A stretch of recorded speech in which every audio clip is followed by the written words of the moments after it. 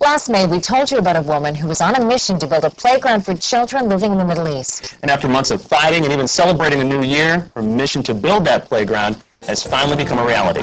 Her story is this week's Red Hope. They're violated in a lot of ways.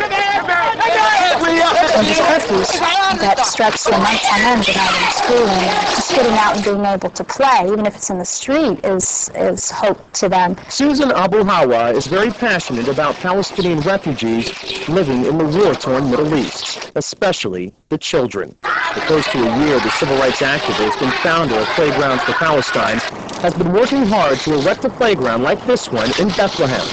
Susan says a lot of bureaucratic red tape slowed down the effort to build the playground. That's until the Israeli government finally gave them clearance. But their battle wasn't over. And we tried to get into Bethlehem the first day, and it was closed. We couldn't get in. They were under curfew. And the second day, they were still under curfew, but we were able to finagle our way in. Once they were in, Susan and her crew began the arduous task of building this playground from the ground up. They worked during the day and night for several days, putting it all together. It's a project which wouldn't normally take that long, just a couple of days. That's if it was being built right here in the U.S. But Susan says life in the Middle East is a little bit different. People are under curfew for long periods of time, and they're 24-hour curfews. You can't literally leave your house.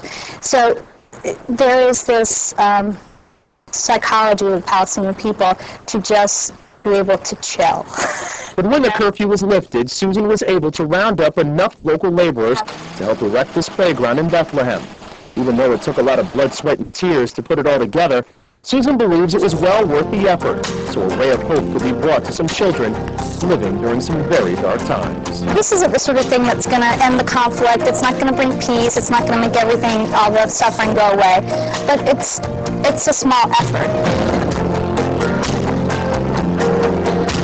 Even though Susan spent several days in Bethlehem, she left before the playground was even finished. But just a couple of days after she got back last week, the playground was finally finished, and here are some pictures of that playground. It was donated by the American Playground Corporation, and Susan hopes it will get a lot of good use. Well, if you have a Ray of Hope story about someone or even an organization doing something to help their community, email us at rayofhope@foxphiladelphia.com or give us a call at 215-925-7065.